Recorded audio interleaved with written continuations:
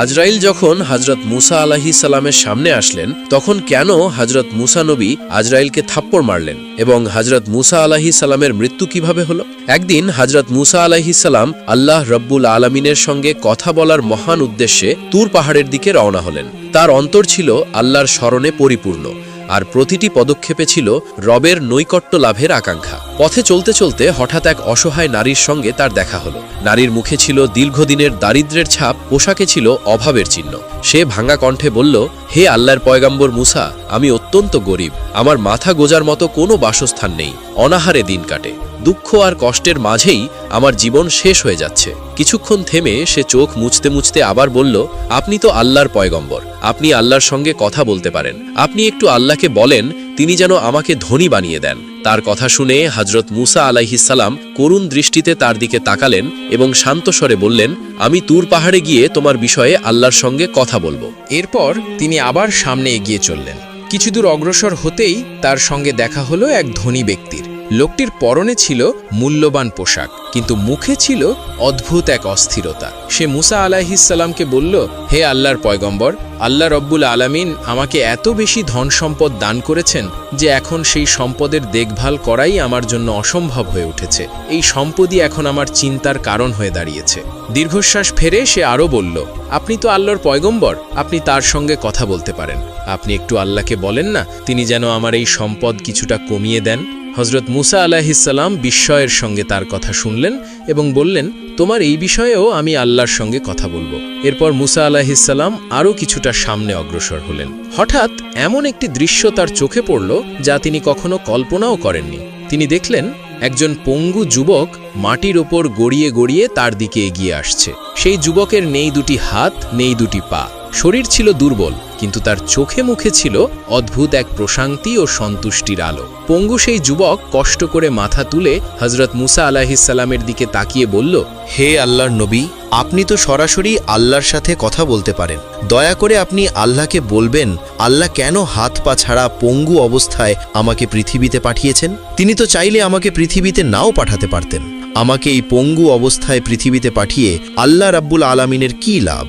হযরত মুসা আলাইহিস সালাম বললেন, আমি তোমার এ বিষয়ে আল্লাহর সঙ্গে কথা বলবো।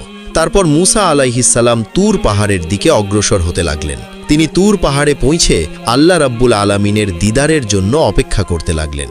অতপর আল্লাহ রাব্বুল আলামিন মুসা আলাইহিস সালামকে বললেন, হে মুসা, আজকে কি খবর নিয়ে এসেছো? হযরত মুসা আলাইহিস সালাম বললেন, হে আল্লাহ রাব্বুল আলামিন, আমি আসার পথে একজন মহিলার সঙ্গে দেখা হয়েছিল।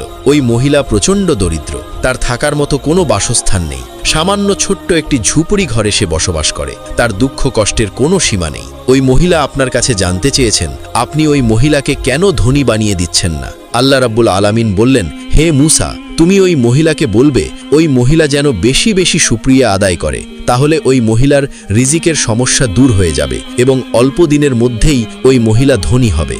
এরপর মুসা আলাইহিস সালাম বললেন, হে আল্লাহ, আরও একজন ব্যক্তির সঙ্গে আমার দেখা হয়েছে। ওই ব্যক্তি অনেক ধন সম্পদের মালিক, আপনি তাকে এত ধন সম্পদ দিয়েছেন যে সে তার ধন সম্পদ সামলাতে পারছে না। এজন্য সে আপনাকে বলেছে আপনি যেন তাকে কিছু পরিমাণ সম্পদ কমিয়ে দেন। আল্লাহ রব্বুল আলামিন বললেন, হে মুসা, তুমি ওই ধনী ব্যক্তিকে গিয়ে বলবে সে যেন সব সময় আল্লাহর নাশুকুর করে। ওই ধনী ব্যক্তির বিশেষ একটি আমল আছে, সে যতই কষ্টে থাকুক না কেন সে সব সময় আমার উপর সন্তুষ্ট থাকে এবং সে সব সময় আমার শুকরিয়া আদায় করে। আমার প্রতি সন্তুষ্টি প্রকাশ করে সে আলহামদুলিল্লাহ পাঠ করে। শুধুমাত্র আলহামদুলিল্লাহের বরকতে আমি তাকে প্রচুর সম্পদের মালিক করে দিয়েছি। তুমি তাকে বলবে সে যদি সম্পদ কমাতে চায় তাহলে আজ থেকে যেন আলহামদুলিল্লাহ পাঠ করা বন্ধ করে দেয়। অতপর মুসা আলাইহিস সালাম বললেন, হে আল্লাহ রব্বুল আলামিন, আজকে তুর পাহাড়ে আসতে আরও একজন ব্যক্তির সঙ্গে আমার দেখা হয়েছিল। সেও আপনার কাছে কিছু জানতে চায়। ওই ব্যক্তিকে আপনি পৃথিবীতে পাঠিয়েছেন, কিন্তু তার দুইটি হাত দেননি, তার দুইটি পাও দেননি। ওই পঙ্গু ব্যক্তি অনেক অসহায় জীবনযাপন করে।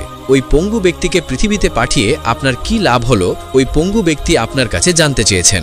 আল্লাহ রব্বুল আলামিন বললেন, হে মুসা, আমি ওই পঙ্গু ব্যক্তিকে দিয়ে জাহান্নামের ছিদ্র বন্ধ করব।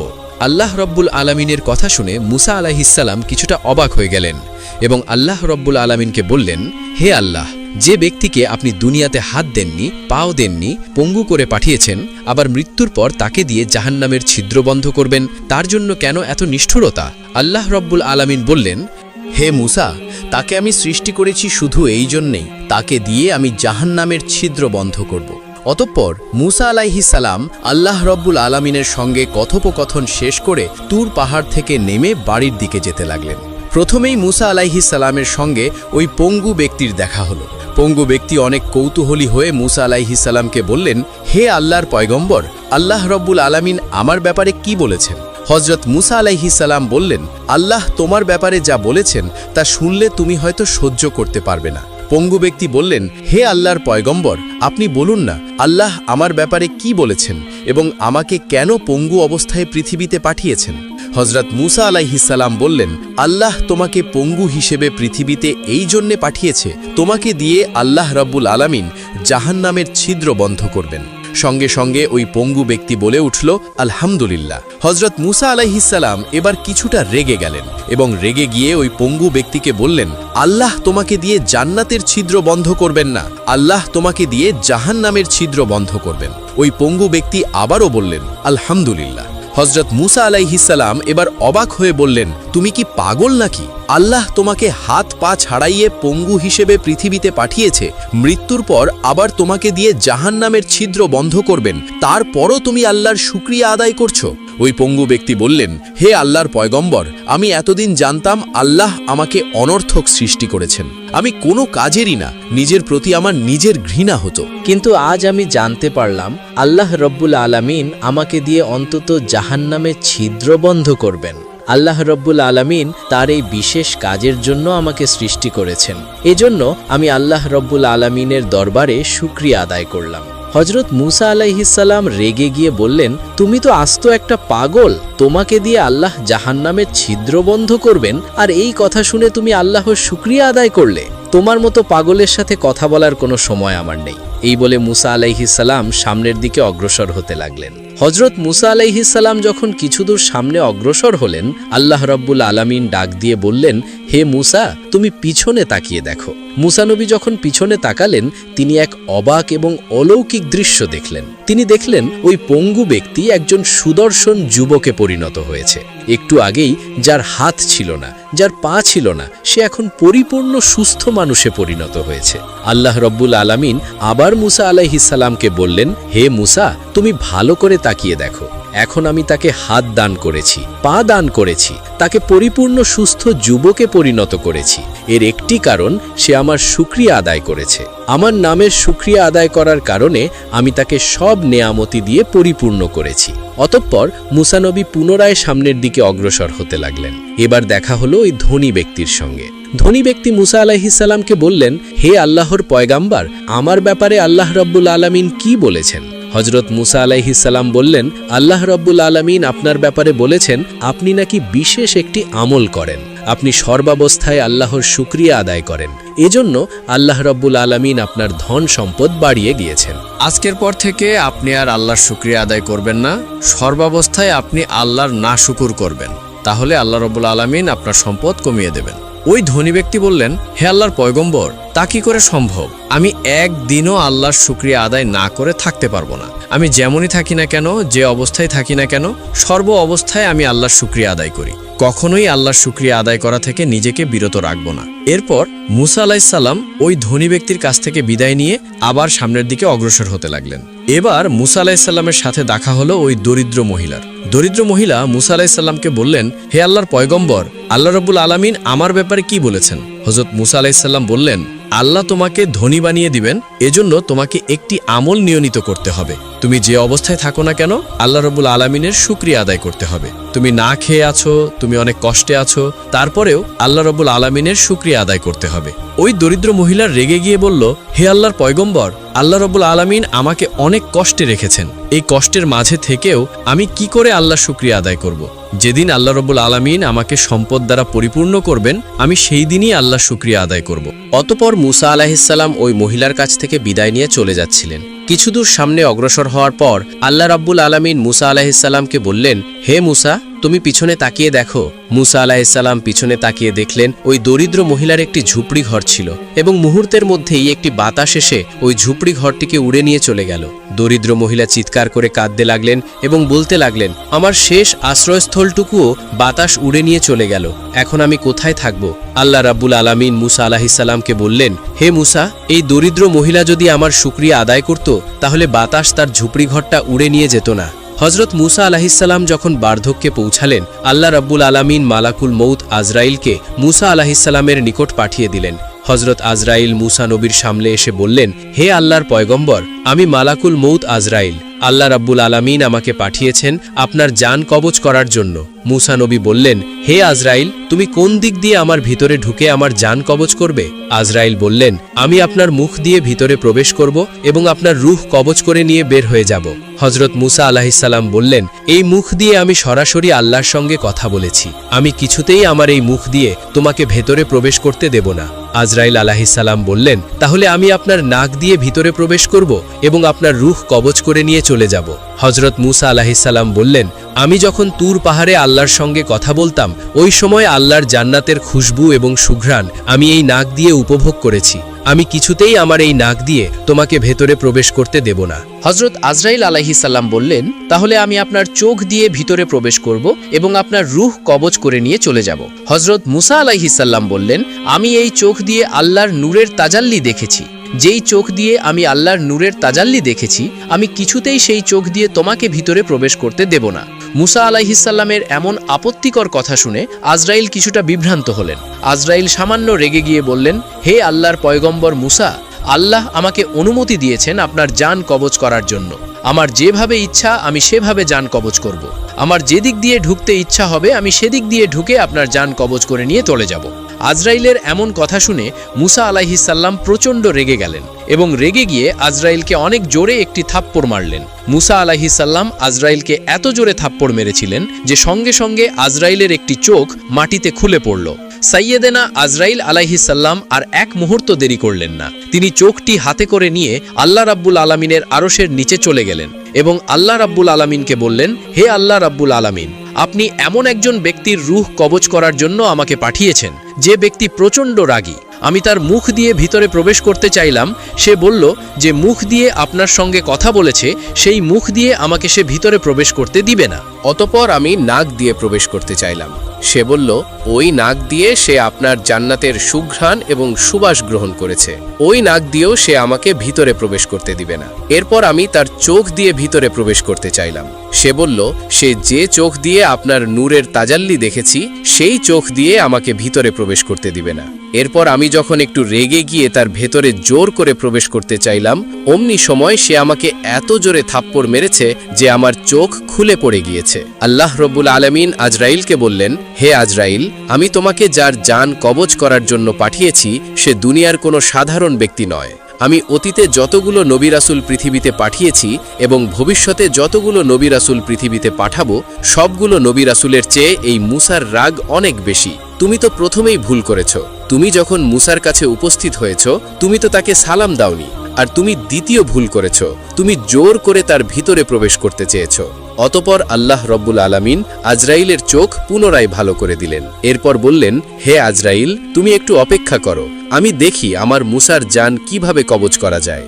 অতঃপর আল্লাহ রাব্বুল আলামিন ওহির মাধ্যমে মুসা আলাইহিসসালামকে বললেন, আপনি কি পৃথিবীতে আরও বেঁচে থাকতে চান? তাহলে আপনি একটি গরুর পিঠের ওপর হাত রাখুন, আপনার হাতের নিচে যতগুলো পশম থাকবে প্রত্যেকটি পশমের বিনিময়ে আপনাকে 1 বছর করে হায়াত দেব। অতঃপর মুসা আলাইহিসসালাম একটি গরুর সামনে গেলেন এবং গরুর পিঠের ওপর হাত রাখলেন। আল্লাহ রাব্বুল আলামিন বললেন, হে মুসা, তোমার হাতের নিচে যতগুলো পশম রয়েছে প্রত্যেকটি পশমের বিনিময়ে আমি তোমাকে 1 বছর করে হায়াত দিলাম। হজরত মুসা আলাইহিসসালাম বললেন, হে আল্লাহ রাব্বুল আলামিন, আপনি আমাকে প্রতিটি পশমের বিনিময়ে 1 বছর করে হায়াত দিলেন, এরপর কি হবে? আল্লাহ রাব্বুল আলামিন বললেন, এরপর যখন তোমার হায়াত ফুরিয়ে যাবে তখন তোমাকে মৃত্যুবরণ করতে হবে। হজরত মুসা আলাইহিসসালাম বললেন, হে আল্লাহ, তাহলে এই হায়াতের আমার কোনো প্রয়োজন নেই, একদিন যখন আমাকে মৃত্যুবরণ করতেই হবে তাহলে আর দেরি করে লাভ কি, এখনই মৃত্যুবরণ করা ভালো। এত কষ্ট করে পৃথিবীতে বেঁচে থাকার চাইতে আপনার দিদার লাভ করাই আমার কাছে শ্রেষ্ঠ। এই দীর্ঘ হায়াতের আমার কোনো প্রয়োজন নেই। আপনি আমার জান কবজ করে নিন। তবে আমার মৃত্যু হবার আগে আমি আপনার কাছে ছোট্ট একটি আরজি করতে চাই। আমি শেষবারের মতো আরেকবার আপনার দিদার লাভ করতে চাই। আল্লাহ রাব্বুল আলামিন বললেন, মুসা, ঠিক আছে, আগামীকাল তাহলে তুর পাহাড়ে চলে এসো। অতপর মুসা আলাইহিসসালাম পরের দিন তুর পাহাড়ে চলে গেলেন। আল্লাহ রব্বুল আলামিন ৭০,০০০ নূরের পর্দা থেকে মুসা আলাইহিসসালামকে একটু নূরের তাজাল্লি দেখালেন। প্রথমবার যখন আল্লাহ রব্বুল আলামিন মুসা আলাইহিসসালামকে নূরের তাজাল্লি দেখিয়েছিলেন, ওই সময় মুসা আলাইহিসসালাম বেহুশ হয়ে পড়েছিলেন। কিন্তু দ্বিতীয়বার যখন আল্লাহ রব্বুল আলামিন মুসা আলাইহিসসালামকে নূরের তাজাল্লি দেখালেন, মুসা আলাইহিসসালাম অত্যন্ত আনন্দের সহিত তা উপভোগ করতে লাগলেন। হজরত মুসা আলাইহিসসালাম বললেন, হে আল্লাহ রব্বুল আলামিন, আপনার কাছে আমার একটি আরজি রয়েছে। শেষবারের মতো আমি আপনার কাছে একটি দোয়া করতে চাই।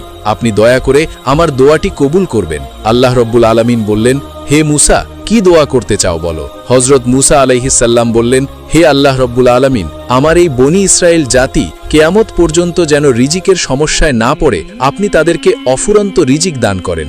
অতপর আল্লাহ রব্বুল আলামিন বললেন, হে মুসা, তুমি তোমার হাতের লাঠি দিয়ে পাহাড়ে আঘাত করো। মুসা আলাইহিসসালাম যখন লাঠি দিয়ে পাহাড়ে আঘাত করলেন, পাহাড় থেকে একটি নদী বের হয়ে আসলো। আল্লাহ রব্বুল আলামিন বললেন, হে মুসা, এবার লাঠি দিয়ে নদীর পানিতে আঘাত করো। মুসা আলাইহিসসালাম যখন পানিতে আঘাত করলেন, মুহূর্তের মধ্যেই নদীর পানি থেকে একটি বিশাল পাথর বের হয়ে আসলো। আল্লাহ রব্বুল আলামিন বললেন, হে মুসা, এবার লাঠি দিয়ে ওই পাথরে আঘাত করো। হজরত মুসা আলাইহিসসালাম যখন লাঠি দিয়ে পাথরে আঘাত করলেন, সে পাথরের ভেতর থেকে একটি হরিণ বের হয়ে আসলো। মুসা আলাইহিসসালাম খেয়াল করে দেখলেন হরিণের মুখে তাজা ঘাস দেখা যায়। আল্লাহ রাব্বুল আলামিন বললেন, হে মুসা, তুমি কি দেখেছো? হরিণের মুখে তাজা ঘাস দেখা যাচ্ছে। এই পাহাড়ের ভিতরে নদী, নদীর ভিতরে পাথর, পাথরের ভিতরে ওই হরিণ। ওই হরিণকেও আমি আল্লাহ রাব্বুল আলামিন খাবার খাইয়ে বাঁচিয়ে রেখেছি। শুধু বনি ইসরায়েল জাতি কেন, পৃথিবীতে আমি যতগুলো মাখলুক সৃষ্টি করেছি সবগুলো মাখলুকের রিজিকের ব্যবস্থা আমি আল্লাহ নিজেই করব। অতপর মুসা নবী আল্লাহর সঙ্গে কথোপকথন শেষ করলেন। এরপর মুসা নবী তুর পাহাড় থেকে নেমে বাড়ির দিকে হাঁটতে শুরু করলেন। একটি মরুভূমিতে আসার পর মুসা আলাইহিসসালাম খেয়াল করে দেখলেন ৬ জন ব্যক্তি একটি কবর খনন করছে। মুসা নবী তাদের নিকট গেলেন এবং তাদেরকে বললেন, এই এলাকার আশপাশ তো কোথাও জনবসতি নেই, তাহলে তোমরা এখানে কিসের কবর খনন করছো? ওই ব্যক্তিদের মধ্য থেকে একজন ব্যক্তি বললেন, এখান থেকে দূরে একটি গ্রামে একজন ব্যক্তি ইন্তেকাল করেছেন, আমরা তার মৃতদেহটি এখানে কবর দেব, এজন্য আমরা এখানে কবর খনন করছি। আপনি তো আল্লাহর পয়গম্বর, কবর খনন করার জন্য আপনি আমাদের একটু সহযোগিতা করুন। অতপর হজরত মুসা আলাইহিসসালাম নিজের হাতে কবর খুঁড়তে লাগলেন। এক পর্যায়ে যখন কবর খননের কাজ শেষ হয়ে গেল, ওই ৬ জন ব্যক্তি মুসা আলাইহিসসালামকে বললেন, হে আল্লাহর পয়গম্বর, যে ব্যক্তি ইন্তেকাল করেছেন সেই ব্যক্তি দেখতে কিছুটা আপনার মতো, তার দৈহিক গঠনও আপনার মতো। আপনি যদি একটু কবরে শুয়ে দেখতেন তাহলে আমরা নিশ্চিত হতে পারতাম ওই ব্যক্তির জন্য এই কবর সঠিকভাবে প্রস্তুত হয়েছে কিনা। অতঃপর হজরত মুসা আলাইহিসসালাম কবরে শুয়ে পড়লেন। মুসা নবী ওই কবরে শুয়ে অনেক আরাম এবং তৃপ্তি অনুভব করতে লাগলেন। এমন সময় আল্লাহ রাব্বুল আলামিন ফেরেশতা জিব্রাইলকে বললেন, তুমি জান্নাত থেকে একটি আপেল নিয়ে যাও এবং মুসাকে এই আপেলটি খেতে বলো। সেই সাথে আল্লাহ রাব্বুল আলামিন ফেরেশতা আজরাইলকেও বললেন, মুসা যখন আপেলে কামড় দেওয়ার জন্য হাঁ করবে, ঠিক ওই মুহূর্তে তুমি মুসার শরীরের ভিতর প্রবেশ করবে এবং তার জান কবজ করে নিয়ে আসবে। অতঃপর ফেরেশতা জিব্রাইল আলাইহিসসালাম মুসা নবীকে একটি আপেল এনে দিলেন এবং বললেন, হে আল্লাহর পয়গম্বর, এতক্ষণ আপনার সঙ্গে যারা কবর খনন করেছিল তারা কেউই মানুষ নয়, তারা সকলে ছিল আল্লাহর ফেরেশতা। আল্লাহ রাব্বুল আলামিন জান্নাত থেকে এই আপেলটি আপনার জন্য পাঠিয়েছেন। এই আপেলটি খাওয়ার পর আপনার মৃত্যু হবে। অতঃপর মুসা নবী আনন্দের সাথে সেই আপেলটি ভক্ষণ করলেন। এই সুযোগে ফেরেশতা আজরাইল আলাইহিসসালাম মুসা আলাইহিসসালামের ভিতরে প্রবেশ করে তার রূহ কবজ করে নিয়ে চলে গেলেন। এতক্ষণ মানসরূপী যে সকল ফেরেশতা মুসা আলাইহিসসালামের সঙ্গে কবর খনন করেছিল, মুসা আলাইহিসসালামের জান কবজ হওয়ার পর ওই সকল ফেরেশতা মুসা আলাইহিসসালামকে পুনরায় কবর থেকে উপরে ওঠালেন এবং ফেরেশতাগণ মুসা আলাইহিসসালামকে গোসল করালেন। জান্নাতি কাপড় দিয়ে মুসা আলাইহিসসালামের দেহকে আবৃত করালেন। অতঃপর হাজার হাজার ফেরেশতার উপস্থিতিতে মুসা আলাইহিসসালামের জানাজা সম্পন্ন হল। এরপর ফেরেশতাগণ মুসা আলাইহিসসালামকে পুনরায় কবরে দাফন করলেন। ফেরেশতাগণ মুসা আলাইহিস সালামকে কবরে দাফন করার পর আল্লাহ রব্বুল আলামিন অলৌকিকভাবে মুসা আলাইহিস সালামের কবরের চিহ্ন এমনভাবে মিশিয়ে দিয়েছেন যেন কেউ বুঝতেই না পারে এখানে কোনো ব্যক্তিকে দাফন করা হয়েছে। কেননা ওই সময়ে বনি ইসরায়েল জাতি ছিল কবর পূজারী। তারা যদি জানতো এখানে মুসাকে দাফন করা হয়েছে, তাহলে তারা মুসা আলাইহিস সালামের কবরকে কেন্দ্র করে শিরকের আস্তানা গড়ে তুলত। ভিডিওতে একটি লাইক দিয়ে আমাদের চ্যানেলটি সাবস্ক্রাইব করে পাশে থাকুন। ধন্যবাদ।